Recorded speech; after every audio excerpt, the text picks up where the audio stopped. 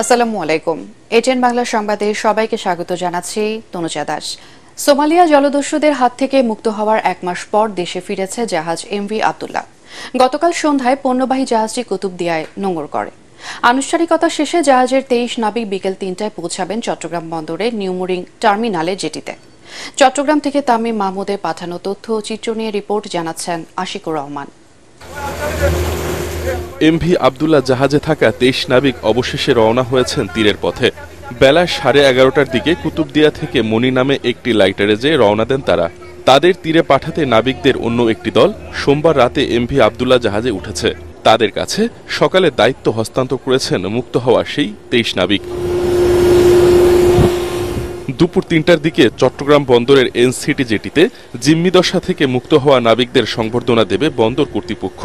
সেখানে দেখা হবে তাদের স্বজনদের সঙ্গেও। সেখান থেকেই নাবিকরা ফিরবেন নিজ নিজ বাড়ি। গত 12 মার্চ ভারত মহাসাগর থেকে কবির গ্রুপের মালিকানাধীন এই জাহাজ ছিনতাই করে সোমালিয়ান দস্যুরা। মুক্তিপণ দিয়ে 33 দিন পর 13 এপ্রিল জাহাজটি মুক্ত করা হয়। এরপর জাহাজটি সংযুক্ত আরব আমিরাতের আল হামরিয়া বন্দরে পৌঁছায়। সেখানে পণ্য খালাস শেষে আরেকটি বন্দর থেকে চুনাপাথর বোঝাই করে চট্টগ্রামের কুতুবদিয়ায় পৌঁছায়। Bureau report, ATN Bangla.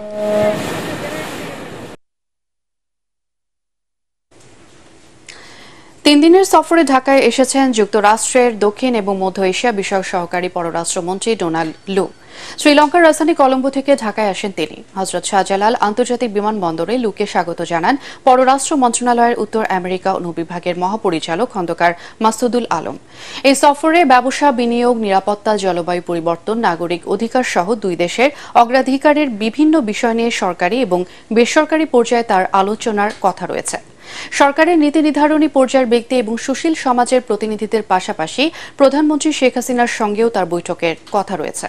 সফরের প্রথম দিনে প্রধানমন্ত্রী বেসরকারি শিল্প ও বিনিয়োগ উপদেষ্টা সালমান এফ রহমানের বাসায় নৈশভোজে যোগ দেবেন লু। আগামীকাল পরিবেশ, বন ও জলবায়ু পরিবর্তন বিষয়ক মন্ত্রী সাবের হোসেন চৌধুরী এবং পররাষ্ট্র সচিব মাসুদ বিন মোমেন তার সঙ্গে দ্বিপক্ষীয় বৈঠকের কথা রয়েছে। এরপর পররাষ্ট্রমন্ত্রী ডা হাসান মাহমুদের সাথে সৌজন্য সাক্ষাৎ করবেন লু। 7 জানুয়ারি দ্বাদশ জাতীয় সংসদ নির্বাচনের পর মার্কিন পররাষ্ট্র দপ্তরের পক্ষ থেকে এটাই উচ্চ পর্যায়ের কোনো কর্মকর্তার প্রথম সফর।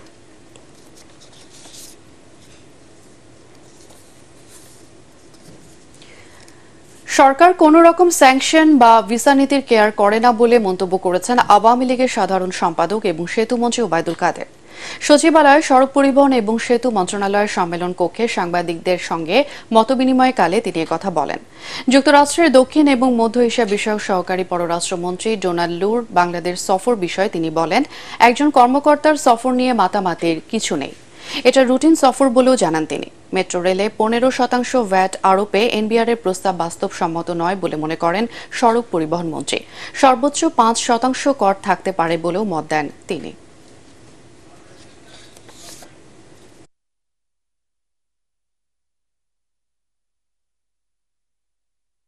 আমরা কোন প্রকার স্যাংশন, ভিসা নীতি এগুলো আমরা কেয়ার করি। একটা দেশের তিনি পররাষ্ট্রমন্ত্রীও না, একজন সহকারী পররাষ্ট্রমন্ত্রী, তাকে নিয়ে বাংলাদেশে তো মাতামতি করবে। সম্পর্ক যখন তাকে সম্পর্কের বিভিন্ন বিষয় নিয়ে আলাপ আলোচনা থাকে, তো সেটা তারা করতে আসছি, আমরা দাওয়াত করে কাউকে আনছি। মার্কিন মন্ত্রী ডোনাল্ড লুর সফর নিয়ে বিএনপির কোনো আগ্রহ নেই বলে জানিয়েছেন দলটির সিনিয়র নেতারা। জাতীয় প্রেস ক্লাবে আলাদা অনুষ্ঠানে তারা দাবি করেন, বিদেশি শক্তি নয়, বাংলাদেশের মানুষের উপর নির্ভরশীল বিএনপি। প্রেস ক্লাবে আলোচনা সভায় স্থায়ী কমিটির সদস্য গয়েশ্বর চন্দ্র রায় বলেন, ক্ষমতা হারানোর পর আওয়ামী লীগের জন্য করুণ পরিণতি অপেক্ষা করছে। জাতীয় নির্বাচনের মতো ভোটার শূন্য চলমান উপজেলা নির্বাচনও জনগণ প্রত্যাখ্যান করেছে বলে দাবি করেন তিনি। প্রেস ক্লাবের সামনে অবস্থান কর্মসূচিতে বিএনপি চেয়ারপারসনের উপদেষ্টা জয়নুল আবেদিন ফারুক বলেন, মানুষের ভোটাধিকার, গণতন্ত্র কেড়ে নেয়া আওয়ামী লীগকে সহায়তা করায় বাংলাদেশের মানুষ ভারতীয় পণ্য বর্জন করছে। কোথায় নূর, কোথায় আপনি, কোথায় আমেরিকা, সেটার বিষয়ে বাংলাদেশ বিএনপি জাতীয়তাবাদী দলের মাথা ব্যথা নেই। বাংলাদেশ জাতীয়তাবাদী বিশ্বাস করে দল যে দেশের মানুষ বাংলাদেশের মানুষের প্রতি ভালোবাসা, বাংলাদেশের গণতন্ত্রের প্রতি সমর্থন, সেই যেই দেশেরই নেতা হোক না কেন তাকে আমরা অভিনন্দন জানাবো। বিশ্ববিদ্যালয় থেকে ভালো ফলাফল করেও প্রতিবন্ধী শিকার ব্যক্তিরা দেশে ভালো চাকরি পাচ্ছেন না। ইন্টারভিউ ভাইভা বোর্ডে শারীরিক জটিলতার কারণে হেনস্থার অভিযোগও ইদানিং করছেন তারা। জানিয়ে আছে হতাশা এবং ক্ষোভ। প্রতিবন্ধিতার শিকার ব্যক্তিদের নিয়ে মুস্তাফিজুর রহমানের ধারাবাহিক প্রতিবেদনের আজ শেষ পর্ব।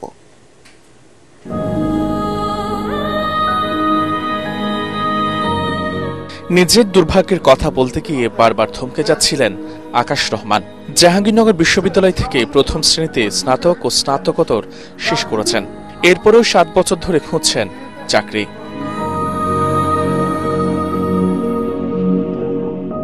কম্পিউটারে ভালো দক্ষতা আছে আকাশ রহমানের। বেশ কিছু চাকরির ইন্টারভিউতে লিখিত পরীক্ষা সহ সবকটি ধাপে ভালো ফলাফল করলেও শারীরিক অবস্থার কারণে ভাইবা বোর্ডে হেনস্থার শিকার হয়েছেন এমন অভিযোগ তার, যা একটি সভ্য দেশে কোনোভাবেই কাম্য হতে পারে না বলেও মনে করছেন তার মতো অন্যরাও।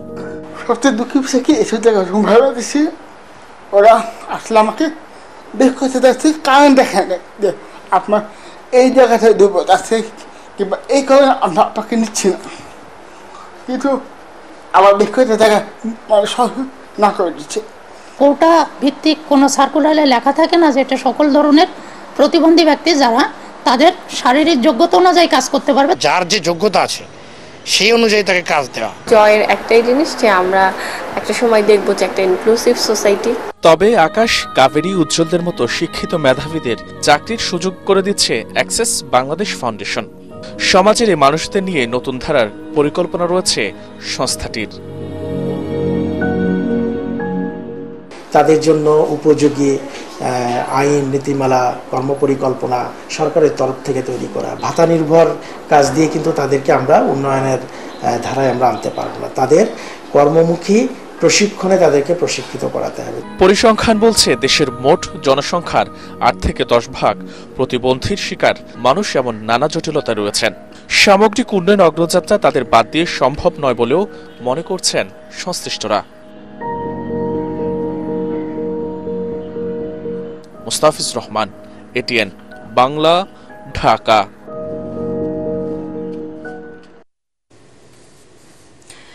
দেশের 7 জেলায় চলমান মৃদু তাপপ্রবাহ আরো কয়েকদিন অব্যাহত থাকবে বলে জানিয়েছে আবহাওয়া অধিদপ্তর। জেলাগুলো হচ্ছে টাঙ্গাইল, রাজশাহী, পাবনা, যশোর, নীলফামারী, রাঙ্গামাটি এবং ফেনী। আবহাওয়ার পূর্বাভাসে বলা হয়েছে লঘুচাপের বর্ধিতাংশ পশ্চিমবঙ্গ থেকে উত্তর পশ্চিম বঙ্গোপসাগর পর্যন্ত বিস্তৃত রয়েছে। আগামী 24 ঘন্টায় রংপুর, রাজশাহী, ঢাকা, ময়মনসিংহ, খুলনা এবং সিলেট বিভাগের কয়েকটি জায়গায় অস্থায়ীভাবে দমকা ঝোড়ো হাওয়া সহ বৃষ্টির সম্ভাবনা রয়েছে। সারা দেশে দিন এবং রাতের তাপমাত্রা সামান্য বৃদ্ধি পেতে পারে।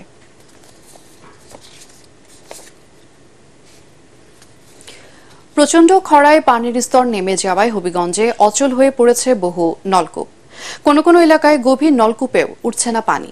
এতে চরম দুর্ভোগে পড়েছেন এলাকাবাসী। হবিগঞ্জ থেকে আব্দুল হালিমের রিপোর্ট, জানাচ্ছেন জাহিদুল আলম।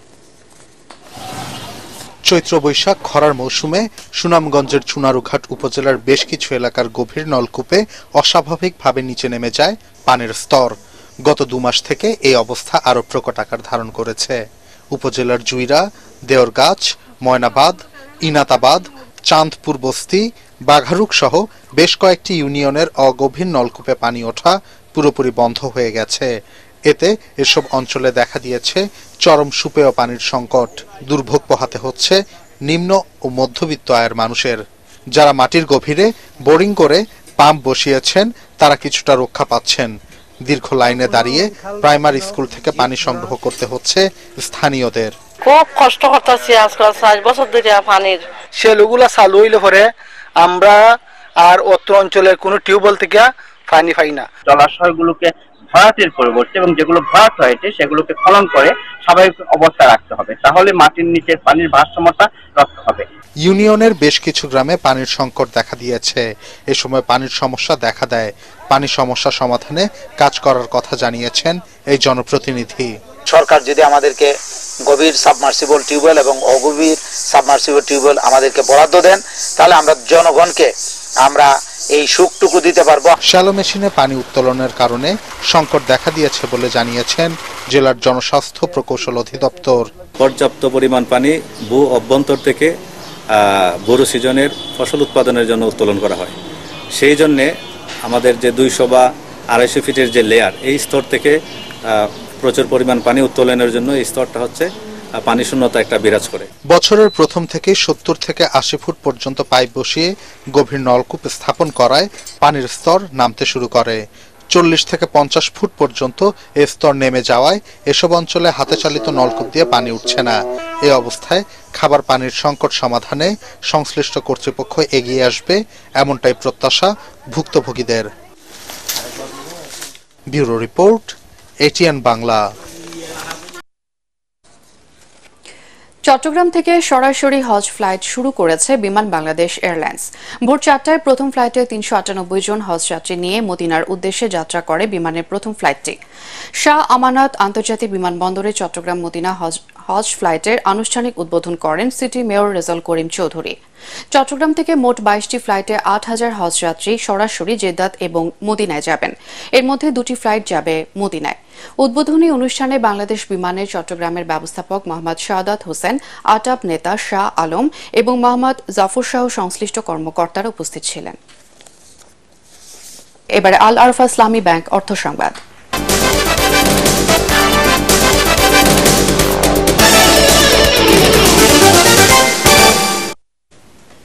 ইরি বড় ধান কাটা মৌসুমকে সামনে রেখে পরিত্যক্ত বস্তা দিয়ে ত্রিপল তৈরিতে ব্যস্ত ভৈরবের কারিগররা। তাদের তৈরি বিশেষ এই ত্রিপল পাঠানো হচ্ছে দেশের বিভিন্ন জেলায়। স্থানীয় নারীরা বস্তা দিয়ে এই ত্রিপল তৈরি করে সংসারে এনেছেন সচ্ছলতা। এবারে পাটেক্স খেলার খবর।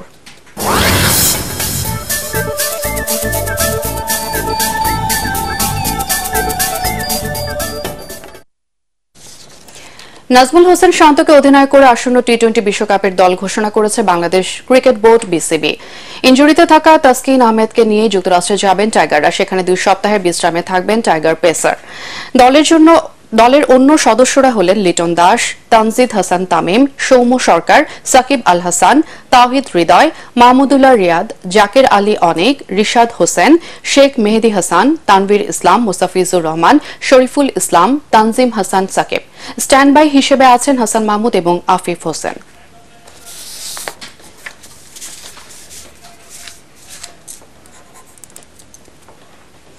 আর এই ছিল এখনকার সংবাদ। আমাদের এটিএন বাংলা সংবাদ ইউটিউবে দেখতে ব্রাউজ করুন youtube/এটিএন বাংলা নিউজ। আমাদের সাথে থাকার জন্য ধন্যবাদ।